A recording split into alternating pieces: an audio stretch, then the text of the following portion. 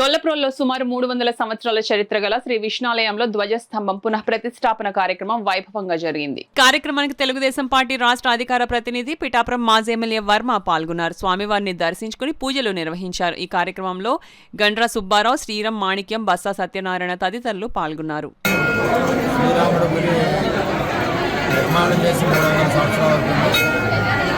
శ్రీరాముల వారికి మేషాలు ఉంటాయి కాబట్టి మేషాల రాముడు అని పేరు. ఇక్కడ విష్ణాలయ సంప్రదాయాల్లో కార్యక్రమాలు జరుగుతాయి కాబట్టి విష్ణాలయం అని కూడా పిలుస్తారు. దీనికి మరి అభివృద్ధి పదంలో చాలామంది దాతలు అదేవిధంగా చాలా ధ్వజస్తంభం రామకృష్ణ గారు డొనేట్ చేశారు.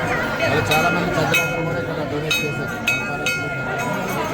ఈ యొక్క ఆలయంలో ఈరోజు భక్తులందరూ కూడా మరి ధ్వజస్తంభ నిర్మాణంలో ఆవిష్కరణలో పాల్గొని అందరూ కూడా ఆ రాముల వారిని ఆశీస్సులు ఇవ్వాలని చెప్పి కోరుకోవడం జరిగింది. ఆ శ్రీరామచంద్రుడు గొల్లప్రోలు నగర పంచాయతీలో ప్రజలందరికీ, దాతలందరికీ, అదేవిధంగా నియోజకవర్గ ప్రజలందరికీ కూడా అష్టైశ్వర్యాలు, ఆయురారోగ్యాల స్వామివారికి